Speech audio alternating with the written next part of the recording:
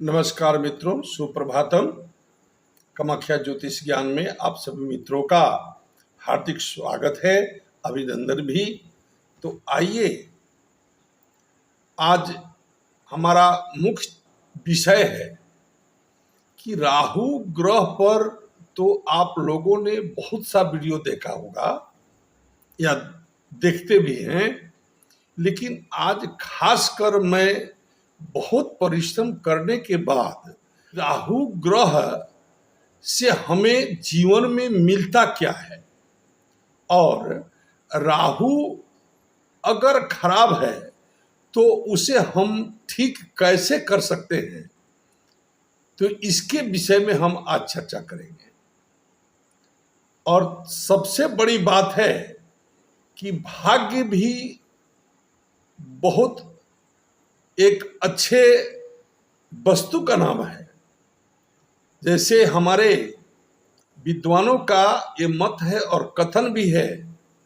मैं एक श्लोक के माध्यम से आपको जानकारी देना चाहता हूं कि जस्यास्ति भाग्यम नरः कुलीन सह पंडितः स श्रुतिमान गुणज्ञ स एव वक्ता सच दर्शनीयो भाग्यान्वितः सर्वगुणैरुपेतः। मनुष्य का अगर भाग है तब उसे हर चीज प्राप्त हो जाता है। बहुत से लोग हैं जो कर्म कम भी करते हैं तो उन्हें भाग्यफल अधिक मिलता है, और अधिक कर्म करके भी लोग थक गए जिसे कुछ लाभ प्राप्त नहीं हुआ। आखिर हमारे ग्रहों में 9 ग्रह है। 9 ग्रह में सबसे अधिक से अधिक धन देने वाला, सम्मान प्रतिष्ठा देने वाला, उच्च पद देने वाला, उच्च पदाधिकारी बनाने वाला, राजनीति में सफल राजनीतिज्ञ बनाने वाला, राजनीति में सदैव विजय प्राप्त होने वाला अगर ग्रह है तो उसका नाम है राहु। इसलिए राहु से आप डरकर अपनी राहु ग्रह को दूर करने के लिए हमारे ज्योतिषियों के माध्यम से कि आपका राहु खराब है, अम्बुक काम करिए, आपका राहु समाप्त हो जाएगा। अगर मान लीजिए कि कहीं धन के भाव में ही बैठा है, धन देने के लिए राहु आया है, अगर आप उनका उपाय कर देते हैं तो आप उस धन से, उस सम्मान से, उस प्रतिष्ठा से आप वंचित हो जाते हैं। तो इसके ऊपर आप एक श्लोक के माध्यम से मैं आपको बताना चाहता हूं कि राहु हमें जीवन में देते क्या है। आगे वीडियो में हम चर्चा करेंगे, लेकिन वीडियो को आप आखिरी तक अवश्य देखेंगे और हमारा परिश्रम जो है उस परिश्रम का मात्र एक लाइक करना और सब्सक्राइब करना आप न भूलें। चलिए अब हम मुख्य बिंदु पर आते हैं। राहु का शुभ प्रभाव क्या है और उनका अशुभ प्रभाव किन किन स्थानों में होता है, इसकी विषय में हम चर्चा करते हैं। तो राहु का पहला स्थान जो होता है, जिसे तनु लग्न स्थान कहते हैं, तो उसकी एक चर्चा मैं आपसे करता हूं। रोगी सदा देव रूपौ तनुस्थे कूले च मुख्यो बहुजल्पशीलः रक्ते क्षणः क्रोध परः कुकर्म रतो सदा साहस्कर्म दक्ष। यानी राहु लग्न में रहने पर शरीर से तो कुछ रोगी बना ही देते हैं, परंतु वह आदमी शरीर से, पर्सनालिटी से बहुत सुंदर छवि का व्यक्ति होता है, और वह आदमी 10 आदमी के बीच में अगर बात करे तो सब उसी की बात को सुनने वाले होंगे, कोई उसके बात को काटने वाले नहीं होंगे। ये राहु ग्रह का प्रभाव है। उस आदमी को क्रोध तो बहुत ज्यादा आता है, डिप्रेशन में तो अधिक चला जाता है, परंतु कभी कभी ना चाहकर भी राहु उसे गलत काम करा देता है और गलत कराने के बाद भी उसे अफसोस होता है और साहसी और संघर्ष रत रहने वाला व्यक्ति जो है उसको राहु पूर्ण सहयोग देता है और सहयोग दे करके उस स्थान पर अवश्य ही भेजता है जहां पर उसे धन, मान, सम्मान और प्रतिष्ठा, ख्याति, ऊंचा पद को प्राप्त करना होता है। तो इसके विषय में हम आइए आज चर्चा करते हैं कि राहु अगर आपके किसी अपने भाव को छोड़कर अगर गलत भाव में बैठा हुआ है यानी गलत स्थान पर बैठा हुआ है तो वहां उसका फल आपको बुरा मिलेगा। जैसे राहु अगर तृतीय भाव में अगर बैठा है और ऊंच का होकर अगर बैठा है, अब आप कैसे जानेंगे कि राहु ऊंच का है कि नीच का? राहु मिथुन राशि में ऊंच का होता है, तो राहु जब ऊंच का होकर सहज भाव में यानी आपके लगन से तृतीय भाव में बैठा है तो धन संपत्ति से युक्त, सुंदर शरीर वाला, सुख समृद्धि प्राप्त करने वाला, पुत्र, स्त्री और अच्छे मित्र को प्राप्त करने वाला और अकेला स्थित अगर राहु अकेला बैठा हो तो अनेकानेक प्रकार के वाहन से संबंधित सुख का भोग करने वाला व्यक्ति होता है। यह राहु के माध्यम से प्राप्त होता है। वहीं राहु अगर चतुर्थ भाव में बैठा है तो नाना प्रकार की कष्ट, बंधु से विरोध, पाप कर्म करने वाला, नीचों की संगति में रहने वाला, अपने मातृत्व सुख में उसकी कमी हो जाती है, या तो माता से उसका बनता नहीं है या माता उसकी बीच में ही छोड़कर चली जाती है, तथा अगर जिंदा रहती है तो मां शरीर से थोड़ा कष्ट को भोगती है। ये राहु का प्रभाव है। अगर पंचम भाव में राहु बैठता है तो पंचम स्थान विद्या का स्थान है, पुत्र का स्थान है। यहाँ पर वह विद्या का ह्रास करता है। जैसे जातक परीक्षा प्रतियोगिता में अगर बैठते हैं तो उन्हें असफलता का कारण राहु के माध्यम से मिलता है। अब राहु को अच्छा कैसे बनाया जाए इसके विषय में हम आगे चर्चा करेंगे। षष्ठम भाव में अगर राहु बैठता है तो वो शत्रुहंता है। जिस व्यक्ति की कुंडली में अगर राहु षष्ठम भाव में बैठे हो तो उसके शत्रु उसको जीवन में उसका कुछ बिगाड़ नहीं सकते हैं और वह व्यक्ति राजनीति में पारंगत होता है। अनेकानेक पार्टी को तोड़कर एक अपना पार्टी बनाने में सक्षम होता है। ये राहु षष्ठम भाव में बहुत अच्छे फल देते हैं। त्रिषष्ठ दशमें भौमः राहु केतु शनि शुभ।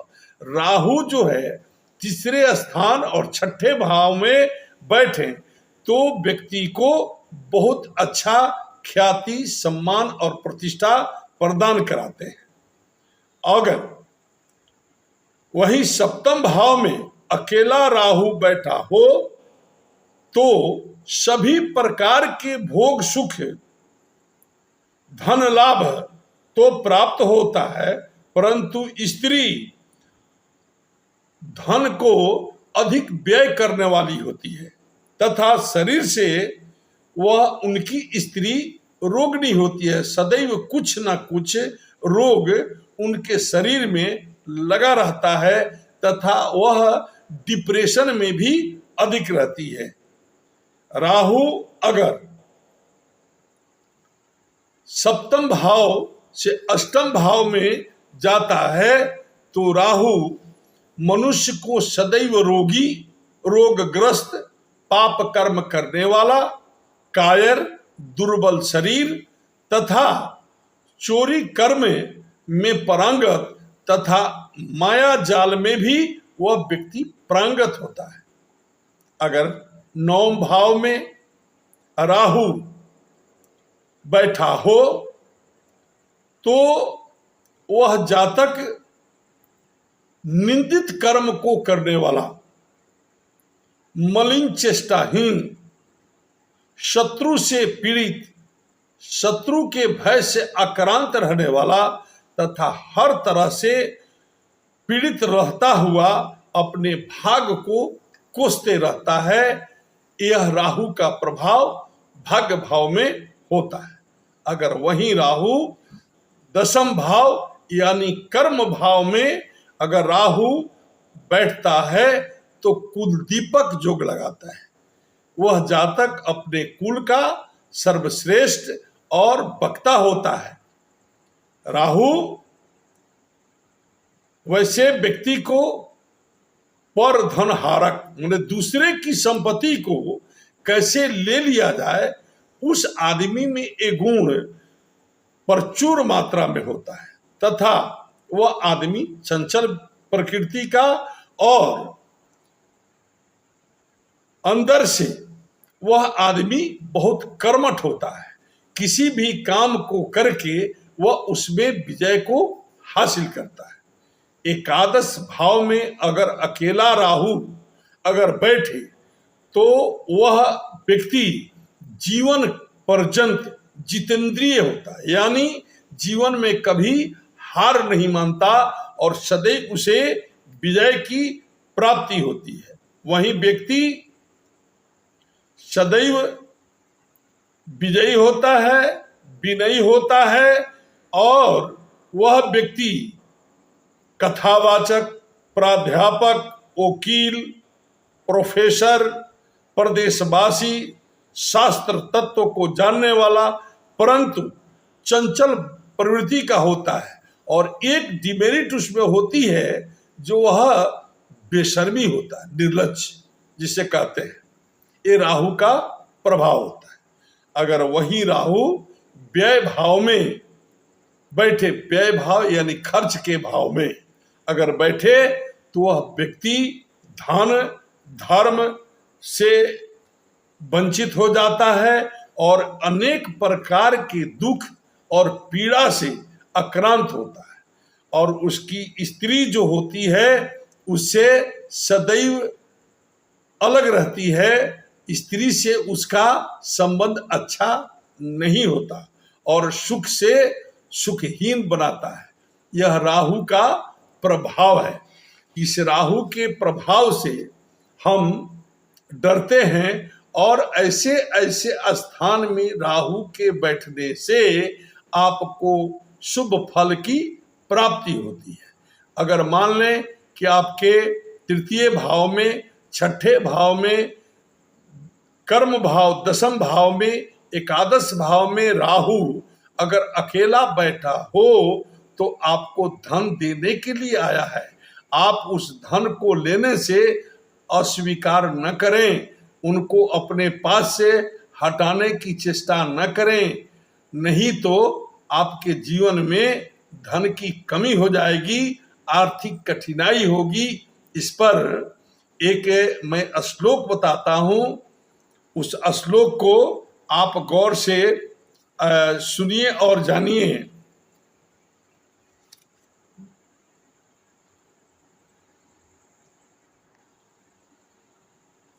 श्लोक है, कन्यायाम मिथुने राहु केंद्रे षष्ठे व्यय भवे त्रिकोणे च तदा जातो दाता भोक्ता निरामय।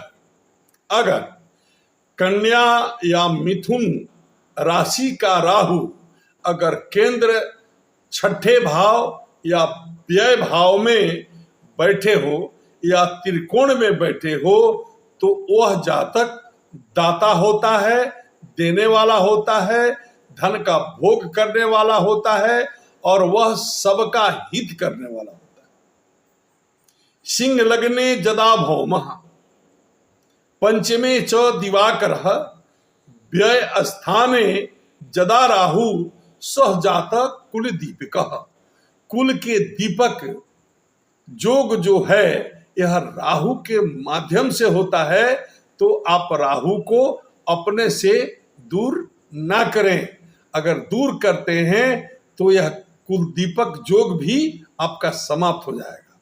अब राहु को हम कैसे अच्छा करें, राहु किस तरह से धन देगा, इसके विषय में आपको एक टिप्स बताता हूं। करना क्या है, राहु ग्रह का देवता, आप खूब गौर से सुनेंगे, राहु ग्रह का देवता मां सरस्वती है। अगर आप सरस्वती की आराधना करते हैं, नित्य प्रति सरस्वती का मंत्र का जप करते हैं, सरस्वती कवच का पाठ करते हैं, तो राहु अति प्रसन्न होकर आपको धन प्रदान करता है। मित्रों, आप इस वीडियो को एक लाइक और सब्सक्राइब करना ना भूलें, मुझे बहुत प्रसन्नता होगी। अगले वीडियो ग्रह पर मैं लेकर आऊंगा। तब तक के लिए नमस्कार।